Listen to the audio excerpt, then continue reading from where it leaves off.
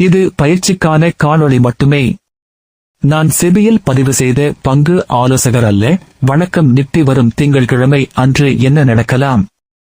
நீங்கள் பார்த்துக் கொண்டிருப்பது நிப்டியோட 5 நிமிடம் டைம் சார்ட். இன்று வெள்ளிக்கிழமை நிப்டியோட ஹை 23,347, லோ 23,050, முடிவுற்ற விலை 23,092. இந்த 23,100 என்ற புள்ளியில் இருந்து குறைந்தபட்ச தடை 23,274, அதிகபட்ச தடை 23,373.